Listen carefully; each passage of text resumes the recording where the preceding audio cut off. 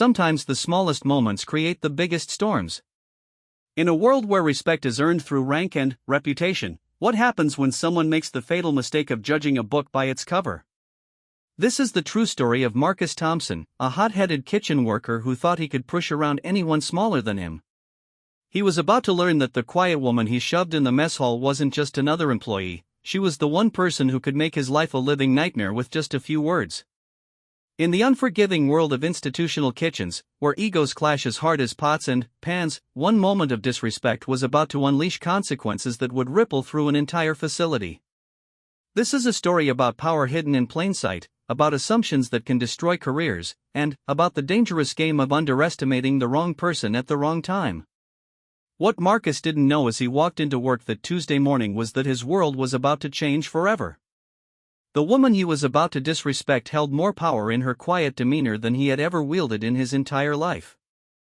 This is the story of how one shove led to the most dramatic workplace reckoning anyone had ever witnessed. The morning air was thick with steam and the constant clatter of industrial kitchen equipment as Marcus Thompson pushed through the employee entrance of Riverside Correctional Facility. At 28, Marcus carried himself with the swagger of someone who believed his 6-foot frame and broad shoulders gave him automatic authority over anyone smaller. His work boots echoed against the concrete floors as he made his way toward the kitchen, already irritated by the early hour and the prospect of another 10-hour shift in the mess hall. Marcus had been working in institutional kitchens for 5 years, bouncing from one facility to another whenever his temper got the better of him. Riverside was his 4th job in 3 years, and he was determined to make this one stick. The pay was decent, the work was straightforward, and, most importantly, the hierarchy was clear. Or so he thought. The Riverside Correctional Facility served over 3,000 inmates across 4 separate housing blocks, which meant the kitchen operated like a small factory. Breakfast started at 5 in the morning, lunch prep began immediately after, and dinner service ran until nearly 8 in the evening. It was a well-oiled machine that required precise timing, clear communication, and absolute respect for the chain of command. As Marcus clocked in and grabbed his hairnet from the supply closet, he noticed the usual morning buzz of activity. The prep cooks were already chopping vegetables for lunch, the bakers had been working since 3 in the morning to ensure fresh bread for all 3 meals, and the cleanup crew was finishing sanitizing the equipment from the previous day's dinner service. The familiar sounds of industrial mixers, the hiss of steam tables, and the constant radio chatter from the security team created a symphony of organized chaos that Marcus had grown accustomed to. What Marcus didn't know was that this particular morning would be different from all the others. Hidden among the regular staff was someone whose presence would change everything he thought he understood about power and respect in the workplace. Sarah Chen had been quietly observing the kitchen operations for the past 3 weeks. To the casual observer, she appeared to be just another middle-aged woman working in the background, perhaps in food services or administration. She dressed modestly in simple slacks and plain blouses, carried a small notebook, and seemed to blend into the scenery. She was rarely seen during the busy meal rushes, preferring to conduct her observations during the quieter prep periods or after the main service was completed. At 52, Sarah had spent the last 15 years of her career specializing in institutional food service management. She had transformed underperforming kitchens in hospitals, schools, and correctional facilities across 3 states. Her reputation was built on her ability to identify systemic problems, inefficient processes, and, most importantly, personnel issues that could compromise both food safety and workplace morale. 3 weeks earlier, Sarah had been quietly hired by the State Corrections Department to conduct a comprehensive evaluation of Riverside's food service operations. There had been complaints about food quality, concerns about cost overruns, and whispers of staff misconduct that the administration needed to address before they became bigger problems. Sarah's job was to spend a month embedded within the kitchen staff, observing everything without revealing her true purpose. The facility's warden, Director Williams, knew about Sarah's presence, as did the head of food services, but they had agreed that her evaluation would be most effective if conducted without the knowledge of the general staff. This meant Sarah had to maintain her cover as a temporary administrative assistant while secretly documenting every aspect of the kitchen's operations. Marcus, like most of the kitchen staff, assumed Sarah was exactly what she appeared to be, a quiet, unremarkable woman who occasionally wandered through their workspace. He had seen her a few times over the past weeks but had never bothered to learn her name or understand her role. In his mind, she was just another face in the administrative crowd, someone far beneath his notice or concern. The morning routine proceeded as usual. Marcus was assigned to the serving line for breakfast, which meant standing behind the steam tables, portioning out eggs, bacon, and toast to the long lines of inmates who would file through the mess hall. It was mindless work that he could do without thinking, which left his mind free to wander and his temper free to simmer. The first signs of trouble appeared around 8:30, when the breakfast rush was winding down and the cleanup process was beginning. One of the newer inmates, a young man named Rodriguez who was serving time for petty theft, accidentally knocked over a stack of serving trays while helping to clear the steam tables. The crash echoed through the kitchen, causing several staff members to look up from their work. Marcus immediately directed his frustration at Rodriguez, shouting at him to be more careful and threatening to report the incident to the guards. It was an overreaction to a simple accident, but it revealed something important about Marcus's character. He was quick to assert his authority over anyone he perceived as beneath him in the facility's hierarchy. What Marcus didn't notice was that Sarah was standing nearby, quietly observing the interaction and taking notes in her small notebook. She had been documenting similar incidents for weeks, building a comprehensive picture of how the kitchen staff interacted with both the inmates and each other. Marcus's outburst was just one more piece of evidence in what was becoming a concerning pattern. The breakfast service concluded without further incident, and the kitchen staff began the transition to lunch preparation. This was always a hectic time, as the serving equipment needed to be cleaned and sanitized, new food items needed to be prepared, and the entire dining area needed to be reset for the next meal. It required coordination, teamwork, and clear communication among all staff members. Sarah positioned herself near the dishwashing station, where she could observe the flow of dirty dishes and equipment coming back from the dining area. This was often where tensions ran highest, as the pace was fast and the work was physically demanding. It was also where she had noticed some of the most problematic behavior from certain staff members. Marcus was assigned to help with the dish room during the transition period, which meant hauling heavy racks of dirty trays and plates from the dining area to the washing stations. It was grunt work that he resented, believing it was beneath someone with his experience and seniority. His frustration was evident in the way he slammed the racks into position and muttered complaints under his breath. As the morning progressed, the temperature in the kitchen began to rise. The combination of steam from the dishwashers, heat from the cooking equipment, and the physical exertion of the staff created an increasingly uncomfortable working environment. Tempers typically ran shorter during these conditions, and experienced managers knew to watch for signs of potential conflicts. Sarah had positioned herself strategically throughout the morning, moving from station to station while maintaining her cover as an administrative assistant conducting routine paperwork. Her small notebook contained detailed observations about workflow inefficiencies, safety violations, and interpersonal dynamics that were affecting the kitchen's overall performance. But she was particularly focused on documenting the behavior of staff members who seemed to be creating problems for their colleagues. The incident that would change everything began with something as simple as a coffee break. Around 10:15, as the lunch prep was reaching its peak intensity, Sarah decided to take a short break and get a cup of coffee from the small break area adjacent to the kitchen. It was a routine action that she had performed dozens of times over the past 3 weeks, and she had no reason to expect that this time would be any different. The break area was a small room with a few tables, some vending machines, and a coffee station that was maintained for the staff. It wasn't fancy, but it provided a brief respite from the heat and noise of the kitchen. Sarah poured herself a cup of coffee and took a moment to review her notes from the morning's observations. Marcus had finished his assigned tasks in the dish room and was taking his own break. He was frustrated by the morning's work, irritated by the heat, and looking for someone to blame for his general dissatisfaction.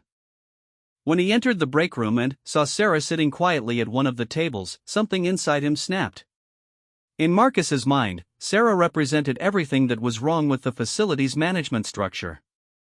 He saw her as another useless administrator who contributed nothing to the actual work while probably earning more money than the people who did the real labor. He had been building up resentment toward the administrative staff for weeks, and Sarah's quiet presence in his workplace had become a symbol of that frustration. What happened next would set in motion a series of events that would ultimately expose the true power dynamics within Riverside Correctional Facility. Sarah was about to return to the kitchen when Marcus approached her table. His body language was aggressive, his face was flushed with anger, and his voice carried the authority of someone who believed he had every right to confront her.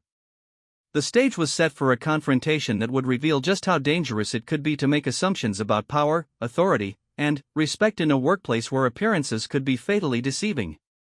Sarah's carefully maintained cover was about to be tested in a way she had never anticipated, and Marcus was about to learn a lesson about the consequences of disrespecting the wrong person. As the two of them faced each other in the small break room, neither fully understood what was about to unfold. Marcus saw only a quiet administrative worker who he believed he could intimidate. Sarah saw a problematic employee whose behavior she had been documenting for weeks. The collision of these two perspectives was about to create an explosion that would reverberate throughout the entire facility.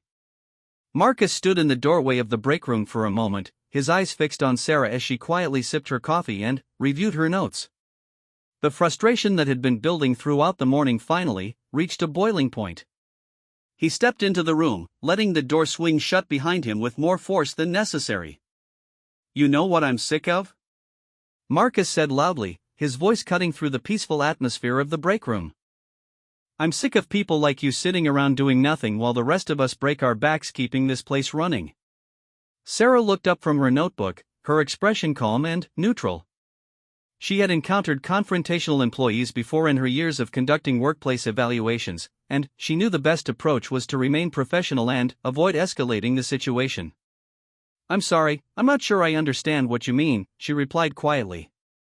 This response only served to fuel Marcus's anger. He interpreted her calm demeanor as condescension, her polite tone as mockery. In his mind, she was playing dumb, pretending not to know exactly what he was talking about. He took several steps closer to her table, his hands clenched into fists at his sides. "Don't give me that innocent act," Marcus continued, his voice growing louder and more aggressive. "I see you wandering around here with your little clipboard, pretending to work while the rest of us are actually doing something useful. You probably make twice what I make just for pushing papers around and looking important." Sarah carefully closed her notebook and set down her coffee cup. She could see that Marcus was becoming increasingly agitated, and she knew from experience that attempting to reason with someone in this state was often counterproductive. However, she also knew that she needed to gather as much information as possible about his behavior for her eventual report. "I understand you're frustrated," Sarah said calmly, "but I think there might be some misunderstanding about my role here. Perhaps we could discuss this more constructively when you've had a chance to cool down." Marcus's face flushed deeper red at what he perceived as her patronizing tone. The suggestion that he needed to cool down felt like a direct challenge to his authority and competence. He moved even closer to her table, now standing directly in front of her with his imposing frame casting a shadow over her smaller form. "Constructively?" Marcus repeated, his voice dripping with sarcasm. "You want to talk constructively? How about you construct yourself a real job instead of sitting around taking notes on people who actually work for a living?" Other staff members in the adjacent kitchen could hear the raised voices coming from the break room, but confrontations between employees weren't entirely uncommon in high-stress institutional environments. Most assumed it would blow over quickly, as these things usually did. What they didn't realize was that this particular confrontation was about to cross a line that would have serious consequences for everyone involved. Sarah remained seated, recognizing that standing up might be perceived as either a challenge or a sign of fear, both of which could escalate the situation further. She had dealt with difficult personalities throughout her career, but Marcus's combination of physical intimidation and verbal aggression was concerning. She made a mental note to include this incident in her report, along with a recommendation for anger management training. "I'm just here to do my job, same as everyone else," Sarah replied, maintaining her calm tone despite the increasingly hostile environment. "I'm not interested in any kind of conflict, and I'd appreciate it if we could keep this civil." Marcus laughed bitterly at her response. "Civil? You want civil? How about showing some respect for the people who actually keep this place functioning instead of wandering around like you own the place?" The irony of Marcus demanding respect while showing none himself was not lost on Sarah, but she chose not to point out the contradiction. Instead, she focused on documenting his behavior in her memory for later inclusion in her evaluation. His pattern of aggression toward perceived authority figures was becoming clear, and it represented a significant problem for the facility's management. What happened next would be the moment that changed everything. Sarah stood up slowly, intending to leave the break room and return to her observations in the kitchen. She moved carefully, trying not to make any sudden movements that might further provoke Marcus's anger. However, her attempt to defuse the situation by leaving was interpreted by Marcus as an insult, as if she was dismissing him and walking away from their conversation. "Oh, so now you're just going to walk away?" Marcus demanded, stepping directly into her path toward the door. "Too good to finish a conversation with one of the little people?" Sarah found herself trapped between Marcus and the table, with no clear path to the exit. This was exactly the kind of situation she had been trained to avoid during her career, but sometimes workplace evaluations led to unexpected confrontations. She took a deep breath and tried once more to diffuse the tension. "I'm not trying to dismiss you or your concerns," Sarah said carefully. "I just think this conversation would be more productive if we both had some time to collect our thoughts.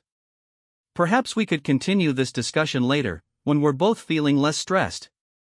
Marcus's response was immediate and physical. Frustrated by her continued calm demeanor and what he perceived as her refusal to acknowledge his authority, he reached out and gave her a hard shove with both hands, pushing her backward against the table. "Don't you dare patronize me," he shouted. "I've had enough of your attitude." The shove caught Sarah completely off guard. She stumbled backward, her hip hitting the edge of the table hard enough to knock over her coffee cup and send her notebook sliding across the surface. Coffee spilled everywhere, soaking into her papers and creating a dark stain across the table. For a moment, the break room was completely silent except for the sound of the coffee dripping onto the floor. Sarah steadied herself against the table, her calm demeanor finally cracking slightly as she realized the full implications of what had just happened. Marcus had just committed assault against a state employee in a correctional facility, an action that carried serious legal and professional consequences.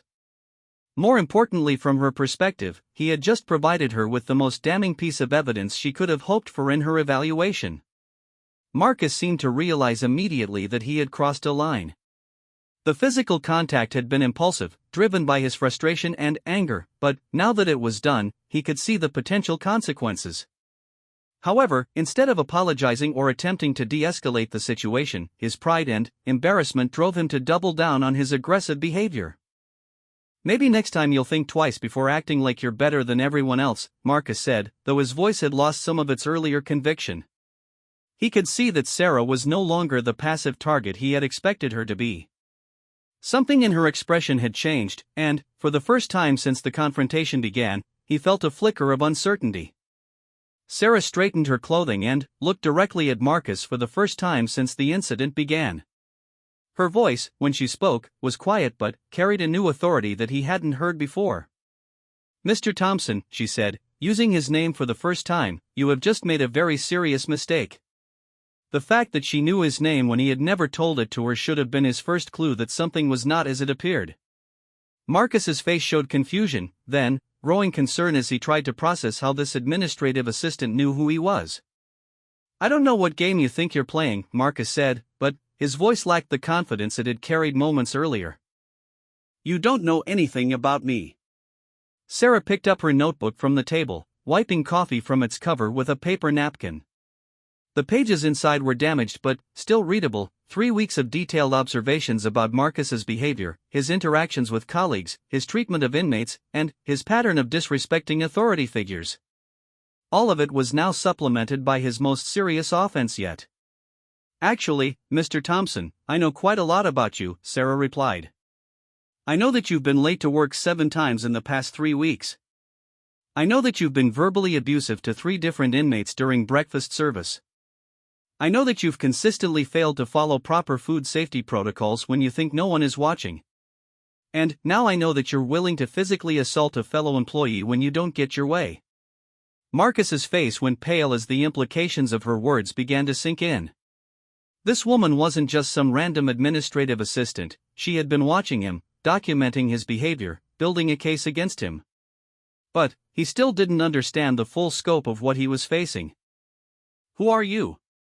Marcus demanded, though his voice had lost all of its earlier aggression and now carried a note of genuine fear. Sarah gathered her belongings and walked toward the door, moving carefully around Marcus, who made no attempt to block her path this time. When she reached the doorway, she turned back to face him one final time. "My name is Sarah Chen," she said quietly. "I'm the State Corrections Department's senior food service consultant. I've been conducting a comprehensive evaluation of this facility's kitchen operations for the past 3 weeks. And you, Mr. Thompson, have just provided me with more than enough evidence to recommend your immediate termination." The blood drained from Marcus's face as the full weight of her revelation hit him. He had just physically assaulted the one person in the facility who had the power to end his career with a single report. Everything he thought he knew about power dynamics, hierarchy, and respect had just been turned upside down in the most catastrophic way possible. Sarah left the break room and walked directly toward the administrative offices, her damaged notebook clutched in her hand and coffee stains still visible on her clothing. Behind her, Marcus stood frozen in place, finally, understanding that his assumptions about the quiet woman had been not just wrong, but devastatingly, career-endingly wrong. The confrontation was over, but the consequences were just beginning. In the span of 10 minutes, Marcus had transformed from a confident kitchen worker with job security into a man facing unemployment, criminal charges, and a permanent black mark on his professional record. And Sarah Chen, the woman he had so badly underestimated, was about to demonstrate exactly what kind of power she truly wielded within the state corrections system. Sarah walked purposefully through the corridors of Riverside Correctional Facility, her coffee-stained clothing and the determined set of her shoulders drawing curious glances from staff members she passed. The administrative wing was located in a separate building from the kitchen facilities, connected by a secure hallway that required keycard access at multiple points. As a state consultant, Sarah had been given clearance to move freely throughout the facility, but she had rarely needed to use it during her 3 weeks of undercover evaluation. The weight of her damaged notebook in her hand felt heavier than it should have, considering it contained the professional fate of Marcus Thompson and, potentially several other kitchen staff members whose behavior she had been documenting. Sarah had conducted dozens of these evaluations throughout her career, but she had never before been physically assaulted by an employee under investigation. The incident had crossed a line that transformed her evaluation from a routine administrative process into something much more serious. As she approached the administrative offices, Sarah's mind was already organizing the events of the morning into the formal report she would need to file. The physical assault would need to be documented immediately, both for her own protection and to ensure that proper disciplinary procedures were followed. However, the incident also provided a perfect conclusion to her evaluation, demonstrating clearly the types of problems that existed within the facility's food service operations. The reception area of the administrative wing was quiet, with only a few staff members moving between offices. Sarah approached the main desk where a young woman named Jennifer worked as the primary receptionist for the facility's management team. "Good morning, Jennifer," Sarah said quietly. "I need to see Director Williams immediately. Please tell him that Sarah Chen needs to speak with him about an urgent incident involving the kitchen staff." Jennifer looked up from her computer screen, her eyes immediately noticing the coffee stains on Sarah's clothing and the serious expression on her face. Over the past 3 weeks, Jennifer had grown accustomed to seeing Sarah occasionally pass through the administrative area, but she had never seen her looking so disheveled or speaking with such urgency. "Of course, Ms. Chen," Jennifer replied, reaching for her phone. "Let me call his office right away." The brief phone call was conducted in hushed tones, but Sarah could hear enough of the conversation to know that Director Williams was immediately available. This wasn't surprising, considering that he had been expecting her final evaluation for several days and had specifically requested to be notified as soon as any significant incidents occurred. "Director Williams will see you right away," Jennifer said, hanging up the phone. "His office is ready for you." Sarah nodded her thanks and walked down the hallway toward the director's corner office. The walls were lined with photographs documenting the facility's history, awards for various programs, and official certificates that demonstrated the institution's accreditation and compliance with state regulations. It was exactly the kind of professional environment that stood in stark contrast to the rough, industrial atmosphere of the kitchen facilities where she had spent the past 3 weeks. Director Williams's office was spacious and well-appointed, with a large desk, comfortable seating area, and windows that provided a view of the facility's courtyard. At 62, Williams had spent his entire career in corrections, working his way up from a line officer to facility management. He was known throughout the state system as a competent administrator who ran a tight ship while maintaining respect for both staff and inmates. "Sarah," Williams said, standing up from behind his desk as she entered the room. "I can see from your appearance that something significant has happened. Please, have a seat and tell me what occurred." Sarah settled into one of the chairs facing Williams's desk and opened her damaged notebook. Coffee stains were visible on several pages, but the text remained readable. She had been preparing for this moment throughout her evaluation period, but the circumstances were far more dramatic than she had anticipated. "Director Williams," Sarah began, "approximately 30 minutes ago, I was physically assaulted by one of your kitchen employees during the course of my evaluation activities. The employee in question is Marcus Thompson, a food service worker who has been demonstrating problematic behavior throughout my observation period." Williams's expression immediately became serious. Physical assaults on state employees were rare at Riverside, and they required immediate attention from both administrative and legal perspectives. He reached for a legal pad and pen, preparing to document the incident in detail. "Tell me exactly what happened," Williams said. "I need to understand the full scope of the incident before we proceed with any disciplinary actions." Sarah spent the next 20 minutes providing a detailed account of the morning's events, from Marcus's initial verbal confrontation through the physical assault in the break room.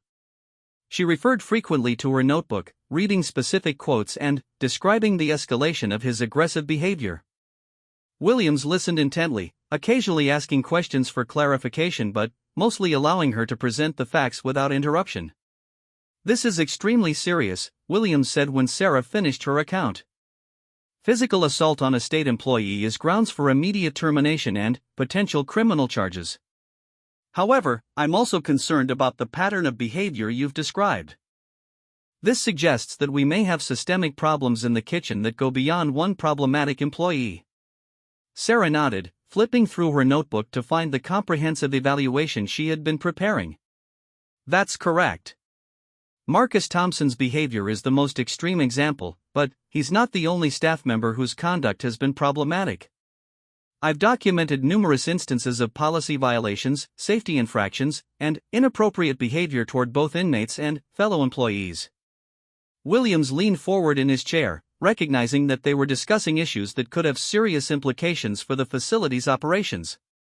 Food service was a critical component of prison management, and problems in the kitchen could lead to inmate unrest, safety violations, and potential legal liability for the state. "What are your preliminary recommendations?" Williams asked. "I understand that your final report isn't complete, but given this morning's incident, I need to know what kind of actions we should be considering." Sarah had been developing her recommendations throughout the evaluation period, but the assault had crystallized her thinking about the scope of changes needed in the kitchen operations. "I'm recommending immediate termination for Marcus Thompson, obviously. But, beyond that, I think you need to consider significant restructuring of your food service management. There appears to be a culture of disrespect and poor supervision that has allowed these problems to develop." Williams made notes as Sarah spoke, already beginning to consider the administrative and budgetary implications of her recommendations. Restructuring food service operations was a major undertaking that would require approval from state headquarters, additional training for staff, and potentially significant changes in personnel. "I need to ask you directly," Williams said, setting down his pen and looking seriously at Sarah. "Based on your professional experience, how would you characterize the overall state of our food service operations? Are we looking at minor adjustments, or are we dealing with fundamental problems that require complete overhaul?" This was the question Sarah had been expecting, and it was one that would determine the future direction of the facility's kitchen operations. Her answer would influence budget allocations, staffing decisions, and potentially the careers of dozens of employees. Director Williams, Sarah said carefully, in my 15 years of conducting these evaluations, I've rarely seen a facility that requires such comprehensive intervention. The problems I've documented go beyond individual employee misconduct and suggest fundamental failures in supervision, training, and organizational culture. You're not just dealing with a few bad employees, you're dealing with a system that has allowed bad behavior to become normalized. Williams absorbed this information quietly, understanding the full implications of what Sarah was telling him. A comprehensive overhaul of food service operations would be expensive, time-consuming, and potentially disruptive to the facility's daily operations. However, ignoring the problems could lead to even more serious consequences, including potential lawsuits, regulatory violations, and threats to public safety. What's your timeline for the final report? Williams asked. Given this morning's incident, I suspect that state headquarters will want to review your findings immediately. Sarah consulted her notebook, considering how the assault would affect her original timeline. I was planning to complete my observations by the end of this week and submit the final report early next week. However, given the seriousness of this morning's incident, I can expedite the process. I can have a preliminary report with urgent recommendations on your desk by tomorrow morning, followed by the comprehensive evaluation by the end of the week. Williams nodded, appreciating Sarah's understanding of the urgency created by the assault incident. That would be extremely helpful. In the meantime, I need to take immediate action regarding Marcus Thompson. I'm going to have security escort him from the premises immediately, and I'll begin the formal termination process this afternoon. That's appropriate, Sarah agreed. I should mention that there may be other staff members whose behavior warrants immediate attention. I'll include those recommendations in tomorrow's preliminary report. Williams stood up from his desk, recognizing that the conversation had reached its conclusion for the moment. Sarah, I want to thank you for your professionalism in handling this situation. I know that being assaulted wasn't part of your original evaluation plan, but you've provided us with invaluable information about serious problems that we need to address. Sarah gathered her belongings and stood to leave. Director Williams, I've been doing this work for a long time, and I've learned that sometimes the most important discoveries happen when you're not expecting them. Marcus Thompson's assault was certainly not something I planned for, but it revealed more about your facility's problems than weeks of observation might have uncovered. As Sarah left Williams's office, she reflected on the morning's events and their broader implications. Marcus Thompson had thought he was confronting a powerless administrative assistant, but he had actually been attacking the one person who could document his misconduct and recommend consequences that would follow him for the rest of his career.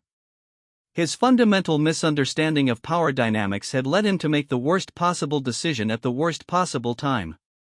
Meanwhile, back in the kitchen, Marcus was beginning to understand that his world was about to change in ways he had never imagined. The quiet woman he had shoved was not only more powerful than he had realized, she was about to demonstrate just how devastating the consequences could be when someone underestimated the wrong person at the wrong time. Marcus Thompson stood in the break room for several minutes after Sarah's departure, his mind struggling to process what had just happened.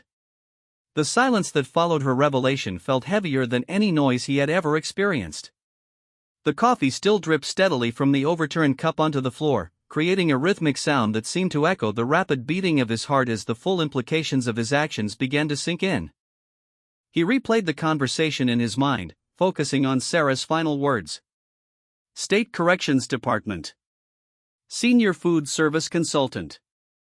3 weeks of evaluation. Recommendation for immediate termination. Each phrase hit him like a physical blow as he realized that every assumption he had made about the quiet woman had been catastrophically wrong. Marcus stumbled toward one of the plastic chairs and sat down heavily, his legs suddenly feeling weak.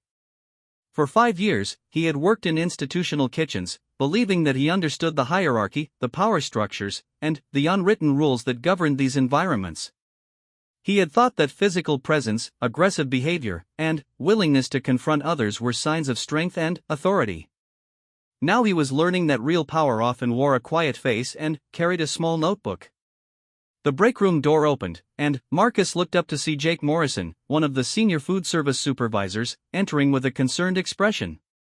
Jake had worked at Riverside for over 10 years and, was respected by both staff and management for his steady leadership and practical approach to kitchen operations. "Marcus, what the hell happened in here?" Jake asked, noticing the spilled coffee and the obvious signs of a confrontation. "I heard shouting, and now half the kitchen is talking about some kind of incident with that lady from administration."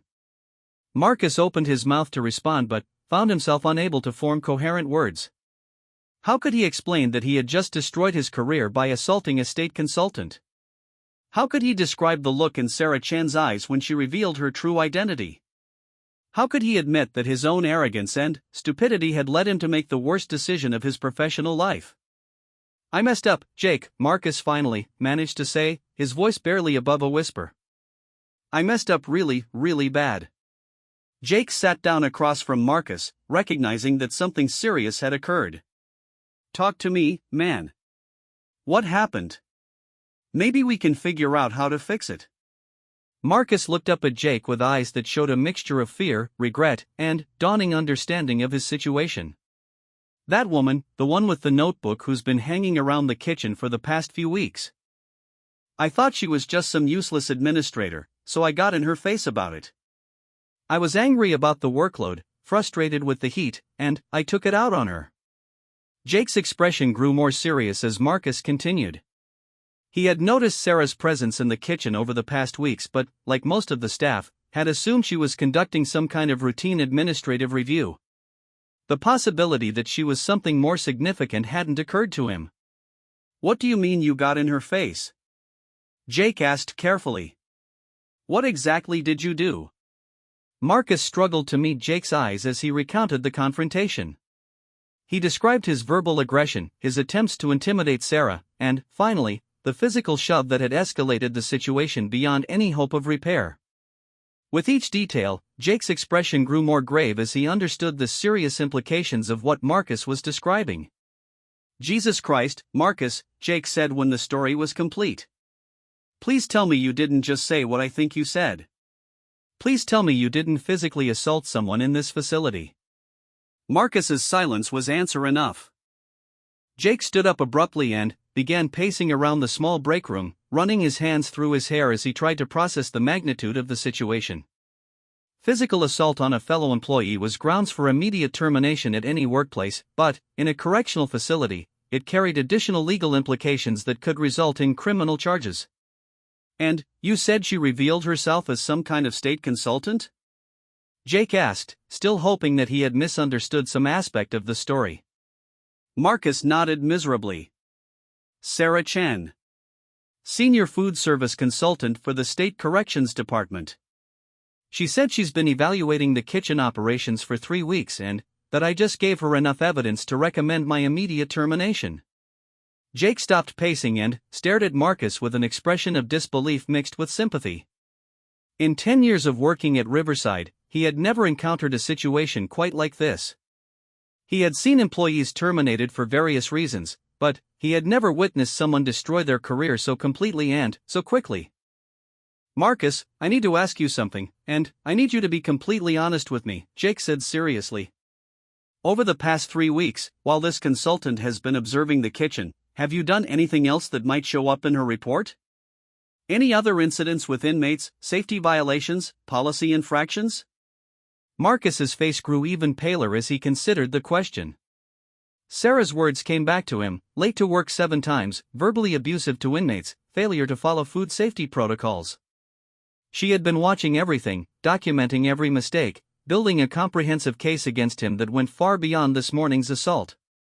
"She knew things, Jake," Marcus said quietly.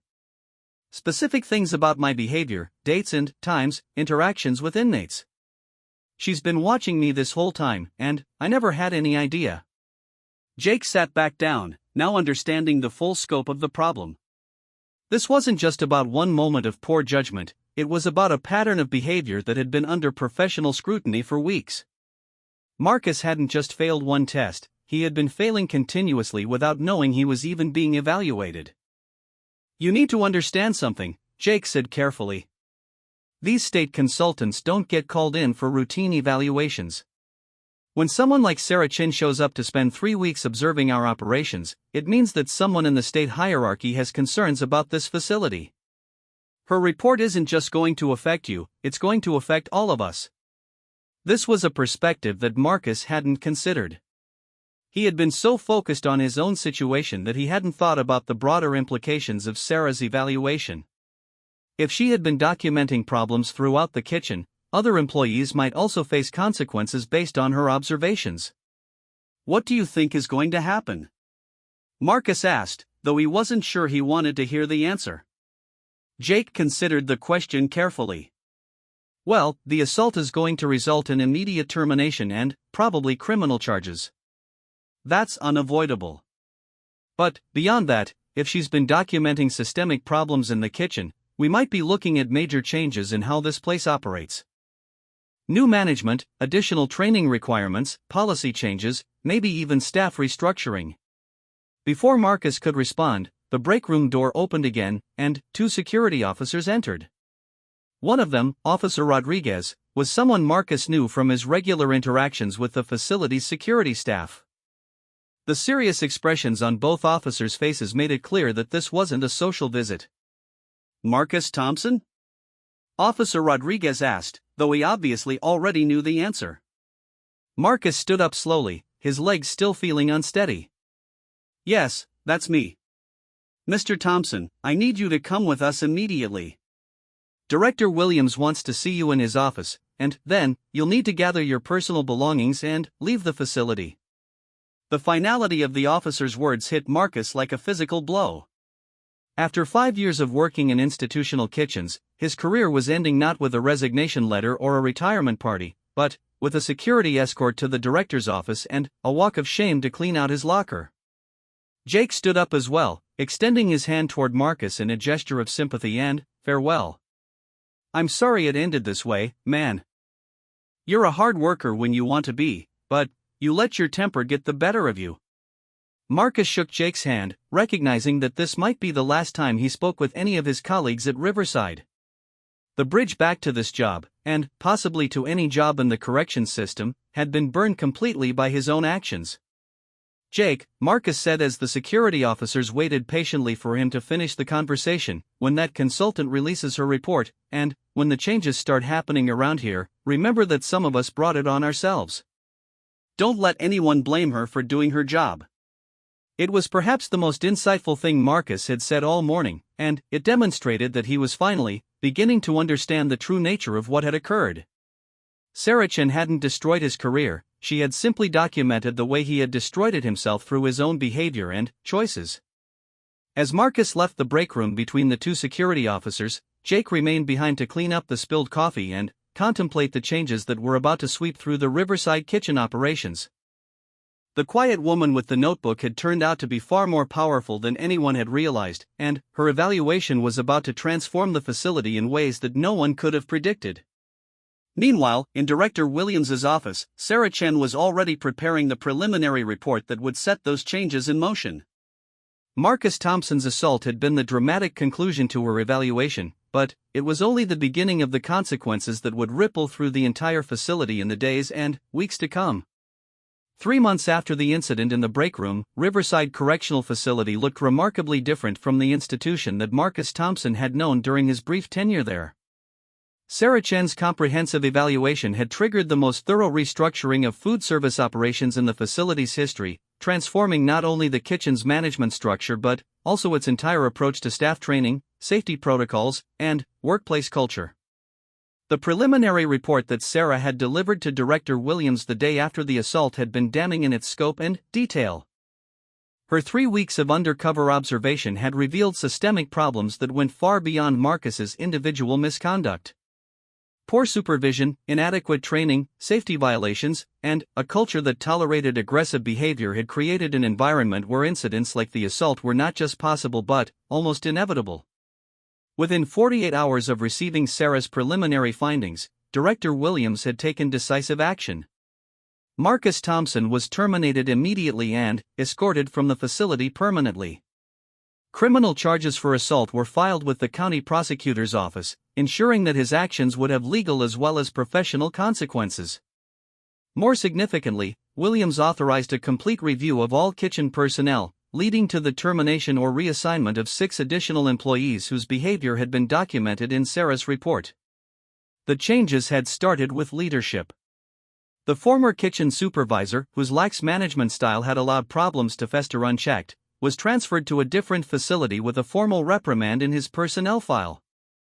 In his place, Williams recruited Janet Martinez, a 20-year veteran of institutional food service with a reputation for running efficient, professional operations that maintained high standards for both food quality and workplace behavior.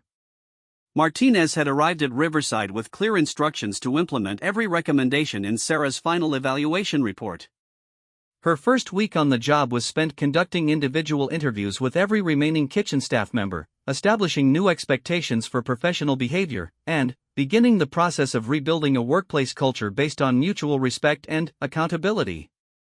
The transformation was evident in every aspect of the kitchen's operations. New training protocols were implemented that covered not only food safety and preparation techniques but also conflict resolution, communication skills, and professional behavior.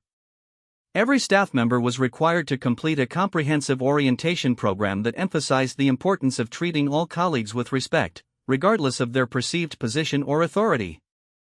Safety improvements were equally dramatic. Sarah's evaluation had identified dozens of violations that posed risks to both staff and inmates.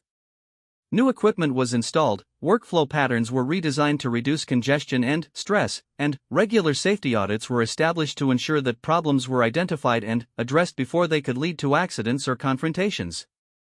Jake Morrison, who had witnessed Marcus's breakdown in the break room, had emerged as one of the success stories of the restructuring process. His steady leadership and institutional knowledge made him valuable to the new management team, and he was promoted to assistant supervisor with additional responsibilities for staff development and training. The experience had taught him valuable lessons about the importance of addressing problems early rather than allowing them to escalate. The whole atmosphere is different now, Jake reflected during a conversation with a reporter who was writing a story about institutional reform. Before, we had this culture where people thought they could get away with anything as long as they kept their heads down and didn't cause too much trouble. Now everyone understands that professional behavior isn't optional, it's a requirement for being here. The changes had extended beyond the kitchen staff to include the inmate workers who assisted with food preparation and service. Sarah's evaluation had noted several instances where kitchen employees had treated inmates with unnecessary harshness or disrespect, creating tension that could have led to more serious incidents. The new management team implemented training programs for all staff on appropriate interaction with inmates, emphasizing the importance of maintaining authority while respecting human dignity. Perhaps most significantly, the evaluation had led to the establishment of an ongoing oversight system that would prevent similar problems from developing in the future. State headquarters implemented quarterly reviews of all food service operations, with trained consultants like Sarah conducting regular assessments to ensure that facilities maintained appropriate standards. Sarah herself had moved on to other assignments, but her impact at Riverside continued to influence daily operations. Her evaluation report had become a model for other facilities facing similar challenges, and her methods had been incorporated into standard protocols for assessing institutional food service operations throughout the state system. The legal consequences for Marcus Thompson had been swift and severe. He pled guilty to assault charges and received a sentence of 6 months probation and community service, along with mandatory anger management counseling. More damaging to his long-term prospects was the permanent record of his termination for cause, which effectively ended his career in institutional food service and made it extremely difficult for him to find employment in any corrections-related field. Marcus had eventually found work at a small restaurant in a different city, where his employment history at Riverside was unknown to his new colleagues.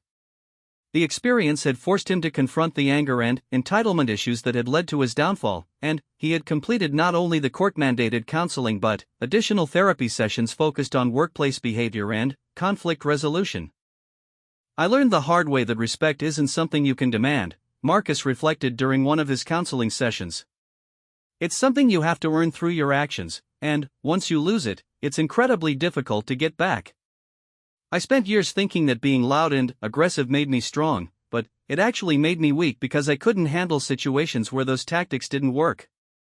The incident had also prompted broader discussions within the state corrections system about workplace culture, power dynamics, and the importance of proper evaluation and oversight procedures.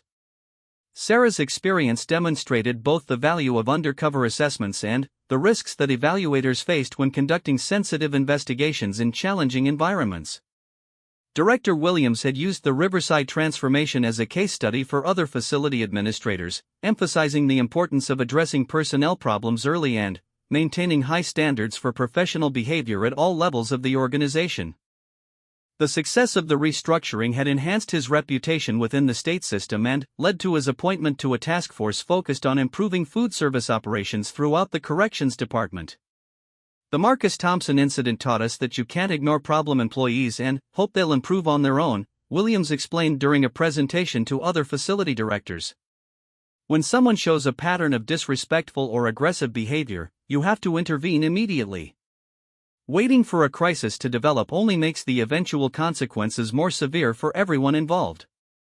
The story of what had happened in the Riverside breakroom had become something of a legend within the corrections community, serving as both a cautionary tale and an example of how proper evaluation procedures could identify and address serious problems before they led to more dangerous situations. Staff members throughout the system learned about the importance of maintaining professional behavior at all times, understanding that they never knew who might be watching and documenting their actions. For Sarah Chen, the Riverside evaluation had been one of the most challenging assignments of her career, but also one of the most successful in terms of creating lasting positive change. The physical assault had been an unpleasant experience, but it had also provided undeniable evidence of the problems that needed to be addressed and had created the urgency necessary to implement comprehensive reforms. Sometimes the most important work happens when people don't know you're doing it, Sarah had told a colleague shortly after completing her final report. Marcus Thompson thought he was confronting someone he could intimidate, but he was actually revealing problems that needed to be exposed. His aggression toward me was really just a symptom of deeper issues that were affecting the entire operation. The transformation of Riverside's kitchen operations had taken nearly 6 months to complete, but the results were evident in every aspect of the facility's food service program. Staff turnover had decreased dramatically, safety incidents had been eliminated, and both employee morale and food quality had improved significantly. The changes had required substantial investment in training, equipment, and management restructuring, but the long-term benefits had justified the cost. Most importantly, the new workplace culture had created an environment where respect was expected and enforced at all levels of the organization. No longer could employees like Marcus Thompson believe that aggressive behavior would be tolerated or ignored. The quiet woman with the notebook had demonstrated that real power often worked behind the scenes, documenting problems and building cases that could transform entire institutions. As for Marcus Thompson himself, the man who had made the fatal mistake of underestimating Sarah Chen's authority, he had learned lessons that would stay with him for the rest of his career. His moment of aggressive entitlement had cost him his job, his reputation, and his future in corrections work, but it had also forced him to confront the attitudes and behaviors that had led to his downfall. The story served as a powerful reminder that in any workplace, but especially in environments where authority and respect were crucial to maintaining safety and order, assumptions about power and position could be dangerous. The quiet person in the corner might be observing everything, documenting problems, and preparing reports that could change lives and careers with devastating efficiency. Sarah Chen's evaluation of Riverside Correctional Facility had begun as a routine assessment of food service operations. Marcus Thompson's assault had transformed it into a comprehensive restructuring that improved the facility for everyone who worked there.